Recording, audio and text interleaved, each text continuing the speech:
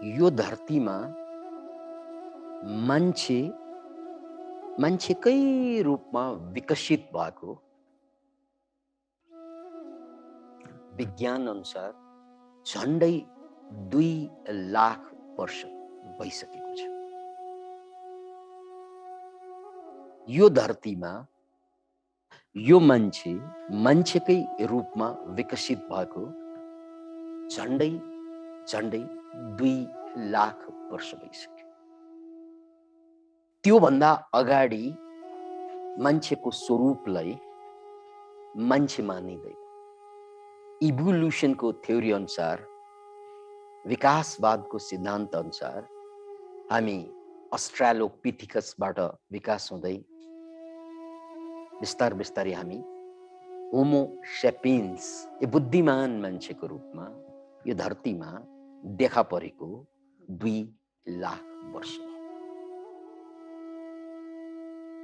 यो 2 लाख वर्षको इतिहासलाई हेर्दा सुरुमा मान्छेहरू कसरी जीविकोपार्जन गर्थे होला यो 2 लाख वर्ष अगाडि।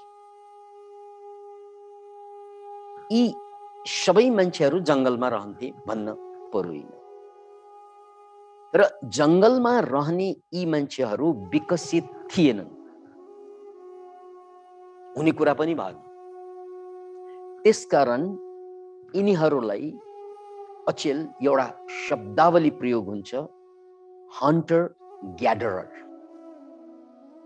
त्यसो भनेको उनीहरू जंगलमा रहन्थे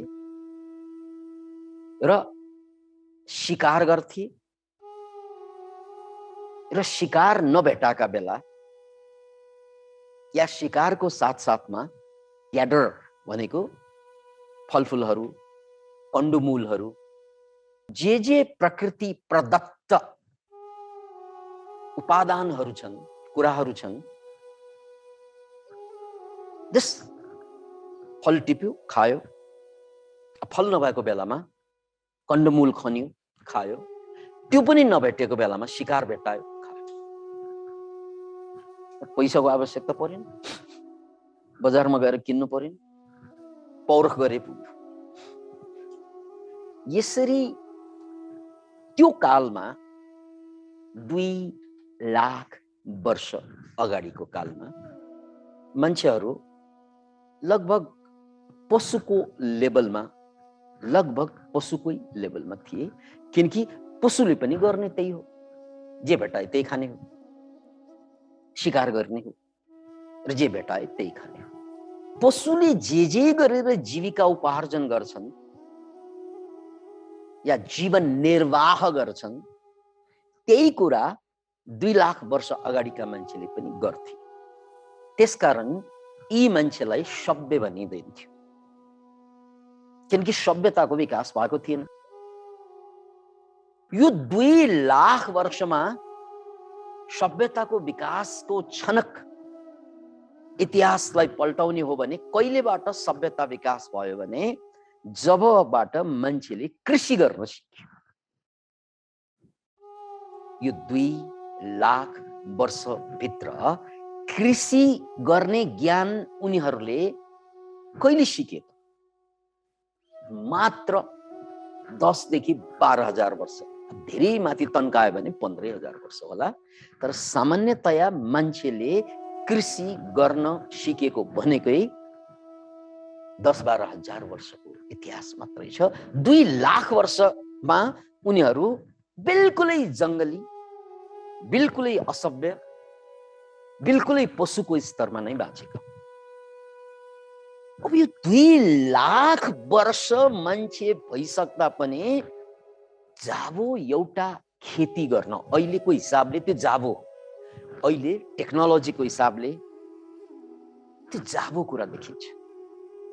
त्यो जाबो कुरोको विकास हुनको लागि पनि झन्डै 1,90,000 वर्ष लाग्यो। कति लाग्यो रे? 1,90,000 वर्षको अनुभव पछि। Can you imagine? अहिले किसानले चाहिँ खेती गरिरहेको देख्दा तपाईलाई लाग्छ त्यो सामान्य कुरा सिक्नलाई 1,90,000 वर्षको समय खर्चिएको छ। हामीलाई हरेक कुरा सामान्य लाग्छ, त्यसकारण त हामी मूर्ख हौं। साइन्टिस्टलाई हरेक कुरा अचम्म लाग्छ, त्यसकारण त उनीहरू साइन्टिस्ट हुन्। अनि यो खत्तम हुने खालका मान्छेहरू हुन्छ नि दुनियाँमा, अथवा बहुत सामान्य भएर बाँच्ने, उनलाई हरेक कुरा सामान्य लाग्छ। मुक्त आत्माको कुरा गर्ने हो भने हरेक कुरा आश्चर्यजनक लाग्छ। अहो भाव, ओहो ओहो। अब हाम्रो सवालमा हरेक कुरा हामीलाई सामान्य लाग्छ, आफ्नो जिन्दगी मात्रै के हो लाग्छ। के हो यत्रो बाँचे, यत्रो कमाए, यत्रो, अहिले पनि नेगेटिभ विचार आएको आइछ। के हो अहिले पनि दुःखै दुःख छ। के हो कमाइसके, बच्चा जन्माइसके, हुर्काइसके, मर्ने बेला आइसक्यो, तर जिन्दगी अझै के हो। यो सामान्य मान्छेको हालत त यो। ध्यान सुनेकै हो, ज्ञान सुनेकै हो, स्वाफा पनि गरेकै हो, आँखा पनि चिम्लेकै हो, बेला बेला फेरि के हो। हाम्रो हालत यो। मुक्तात्मा ज्ञानीहरूको हालत ओहो भाव, हाम्रो के हो भाव। खाली के हो भावले पछाइरहेको हुन्छ। के छोरा के हो, छोरी के हो, यो पनि के हो, बाँच्नु पनि के हो। कहिलेकाहीँ त मलाई त वाक्क ढिक्क लाग्छ, किन यो बाँचेको होला यत्रो लामो। 40 वर्ष नागोस् यस्तो भावनाले धेरै पछ्याउँछ। 40 वर्ष नागोस् यस्तो भावनाले लखेट्छ तपाईलाई। जसरी सिंहले चाहिँ मृगलाई लखेटे जस्तो हामीलाई के होले धेरै लखेट्छ। भेटायो भने सिंहले शिकार गरे जस्तै मृगलाई हामीलाई पनि यो के होले चाहिँ शिकार गरिदिन्छ, अनि हामी डिप्रेसनमा पुग्छौँ, एङ्जाइटी डिसअर्डरमा पुग्छौँ।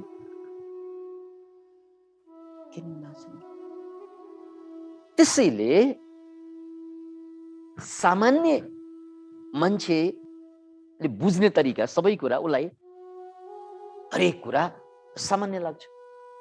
वैज्ञानिकहरूलाई हरेक कुरा बहुत विशिष्ट लाग्छ, त्यसकारण हरेक कुरामा उनीहरू क्वेश्चन गर्छ। यो वैज्ञानिक मस्तिष्कले क्वेश्चन। अनि दार्शनिक मुक्तात्मा उनीहरू क्वेश्चन गर्दैनन्। ओहो भाव, ओहो ओहो। अनि सामान्य मान्छेहरू हरेक कुरालाई चाहिँ सामान्य लाग्छ। याद राख्नुहोस्, हामीले त्यो किसानले किसानी गरिरहेको देख्यो भने हामीलाई के लाग्छ त भन्नाले सामान्य। तर यो सामान्य देखिने किसानी यति सभ्यताको विकास गर्नको लागि 1,90,000 वर्ष खर्चिएको छ मान्छेले।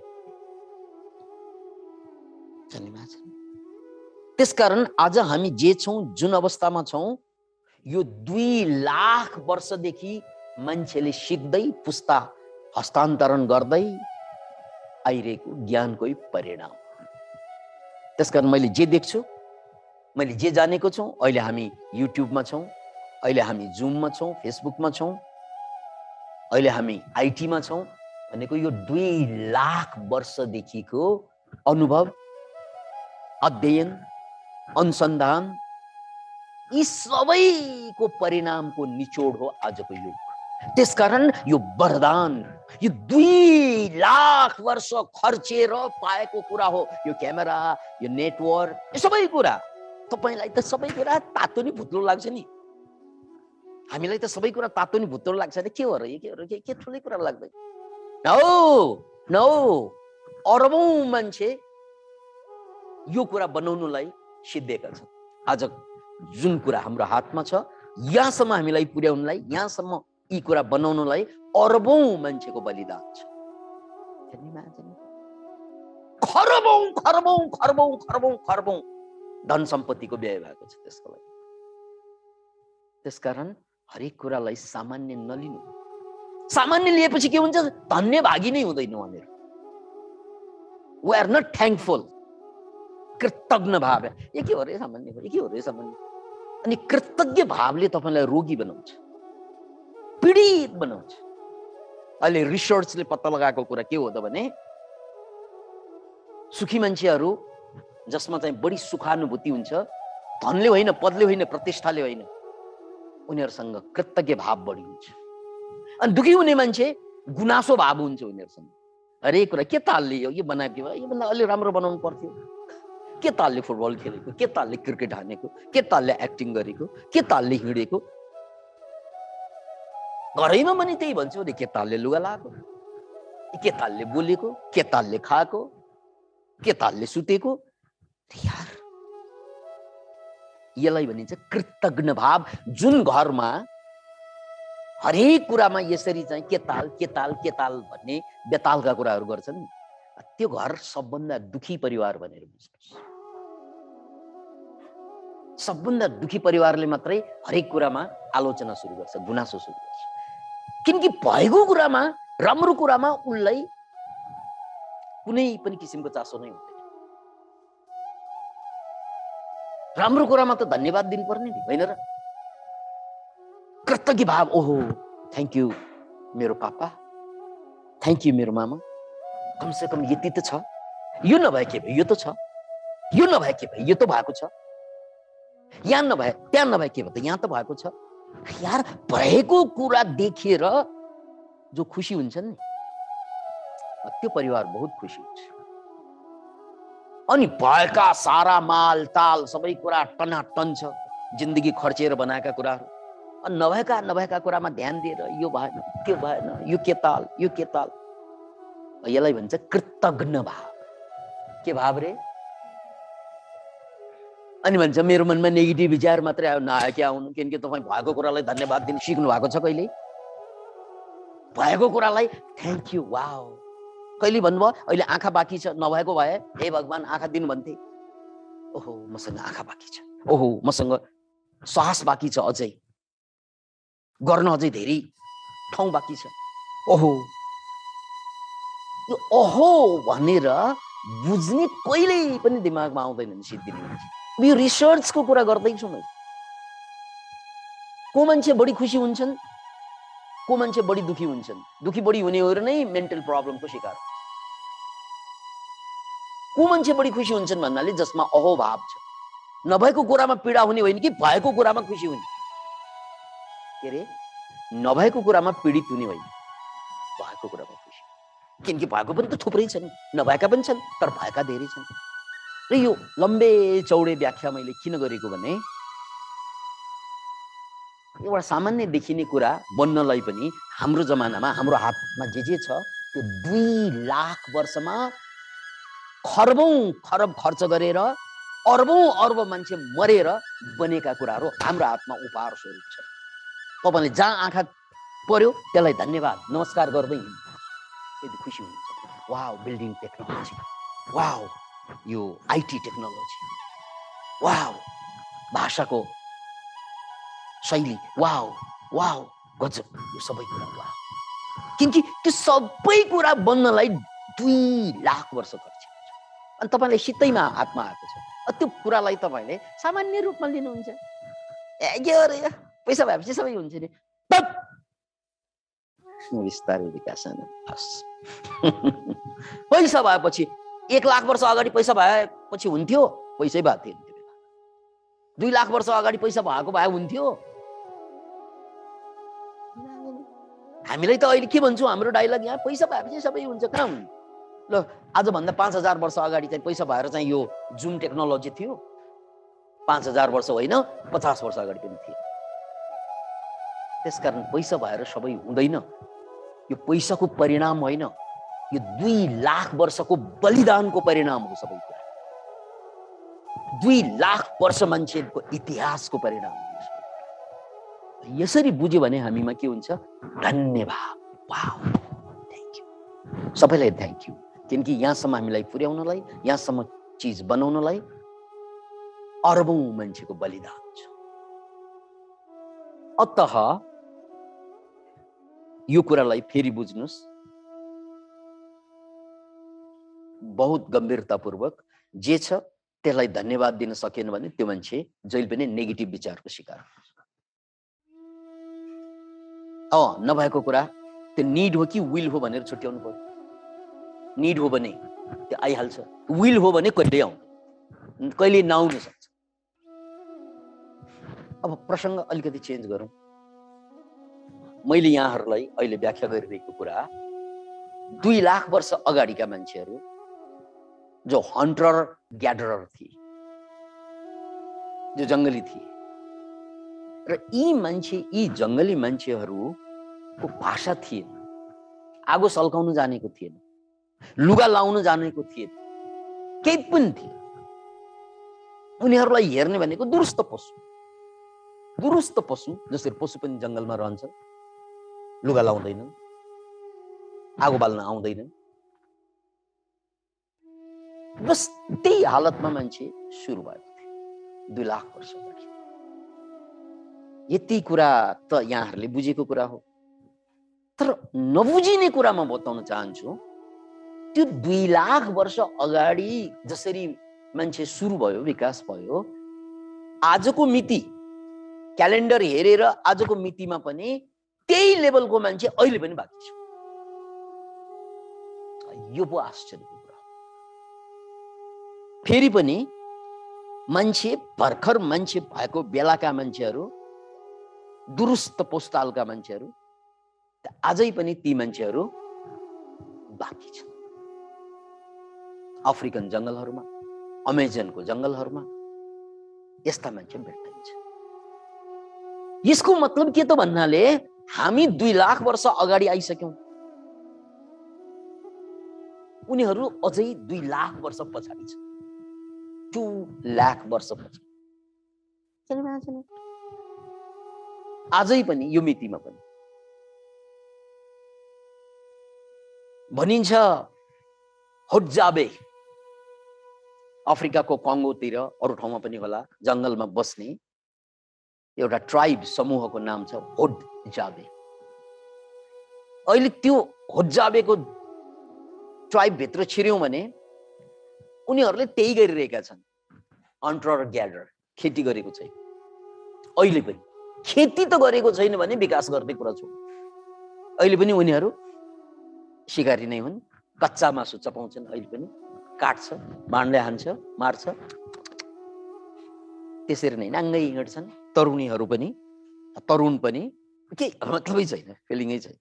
पतञ्जलिले अगाडि नै सूत्रमा भन्नुभएको छ योगस चित्तवृत्ति निरोध, र सम्पूर्ण समाधिको सार के हो त भन्नाले यो सारा संसार चित्तको विस्तार हो। जे जति देखिएका कुराहरू छन् यो विचारको विस्तार हो, र यो देखिएका कुरा, नदेखिने कुरा, सबै कुराले हामीलाई दुःख दिइरहेको हुन्छ प्रकारान्तरमा। अनि यो दुःख कसले दिएको भन्नाले आफ्नै विचारले दिएको हुन्छ। हेर्दा वस्तुले दिएको जस्तो हुन्छ, तर दुःख आफ्नै विचारले दिएको हुन्छ। त्यसकारण ध्यानमा विचार कम हुँदै जाँदा आनन्द बढ्दै जान्छ। अनि जो मान्छेलाई ध्यान बस्दाखेरि ध्यान लाग्दैन भन्छ नि, ध्यान नलाग्नु मतलब के? अझै विचार आइरहेको छ भनेको मतलब अझै विचार चल्या छ, यसको मतलब ध्यान लागेन। अनि ध्यान लाग्नु मतलब के? विचार कम भयो। अनि विचार कम किन चाहियो तपाईलाई? किन भन्नाले विचार कम हुँदै जाँदा आनन्द बढ्दै जान्छ। अब जिन्दगीले खोजेको त आनन्दै हुन्छ। विचार जति जति कम हुँदै गयो आनन्द त्यति बढ्दै जाने। अनि विचार शून्य भयो भने यो संसार पनि शून्य भयो। त्यसलाई बुद्धले शून्यवाद भन्नुभयो, या नागार्जुनको दर्शन हो मूलतः शून्यवाद। यो सारा संसार नभए बराबर हुन्छ। त्यही हो मुक्ति भनेको, त्यही हो एनलाइटेनमेन्ट भनेको। भौतिक रूपमा यिनीहरू रहन्छन् तर मानसिक रूपमा यिनीहरू समाप्त हुन्छन्। के रे भौतिक रूपमा यिनीहरू रहन्छन् तर मानसिक रूपमा समाप्त हुन्छन्। यही हो एनलाइटेनमेन्ट, यही हो मुक्ति भनेको। हामीलाई चाहिने सबै कुरा जस्ताको तस्तै संसारमा रहन्छ, तर मानसिक रूपमा यिनीहरूले हामीलाई दुःख दिन छोडिदिन्छ। किनकि त्यो दुःख दिनलाई विचार गाँच्नु पर्छ उनीहरूसँग।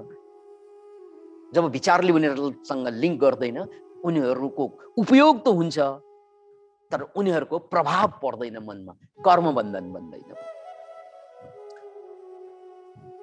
तर यहाँनिर पतञ्जलिले यहाँ प्रश्न के गर्नु भएको छ भन्नाले न च एक चित्त तन्त्रम वस्तु तत् अप्रमाणकम तदा कि स्यात् भन्ने यहाँ प्रश्न गरेको छ।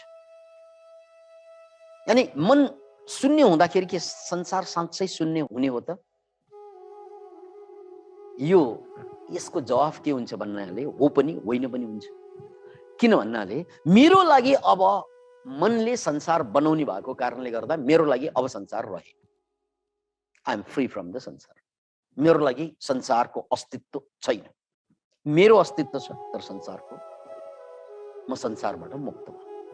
तर त्यसो हुँदा हुँदै पनि म पो मुक्त भएँ विचारबाट। ऊ मेरै अगाडि बसेको मान्छेमा विचार अहिले चाहिँ भाटाटाटा एउटा पछि अर्को अर्को पछि अर्को आएको आइछ। अब विचार जति आयो त्यति संसार बढ्छ, किनकि संसार विचारले निर्माण गर्ने। त्यसकारण विचार मात्रा बढ्दै गयो भने संसार बाक्लो हुँदै जान्छ, विचारको मात्रा घट्दै गयो भने संसार पातलो हुँदै जाने। त्यसकारण म त संसारैबाट मुक्त भइसकेँ किनकि म विचारबाट मुक्त भएँ। एकजना मुक्त पुरुषको कुरा हो। तर मेरो अगाडि बसेका, दाएँ बसेका, बाएँ बसेका, चारैतिर बसेका मान्छेहरूलाई मलाई घटे जस्तो संसार शून्यतामा, संसारहीनतामा म पुग्दैन। अब मानसिक रोगी भइदिएको भए त फेरि विचार पनि एकपछि अर्को नेगेटिभ मात्रै आउँछ। उसको लागि फेरि अर्कै संसार छ। त्यसैले संसार सबैको अलग अलग हुन्छ। जति बढी विचार गर्यो त्यति बढी संसार हुन्छ, जति कम विचार गर्यो त्यति कम संसार हुन्छ। त्यसकारण संसार मनको विस्तार हो, राइट। त्यसकारण यो बढ्नु विचारको कारणले बढ्छ, यो घट्नु विचार कम भएपछि यो घट्छ, यो शून्य भएपछि संसार छ।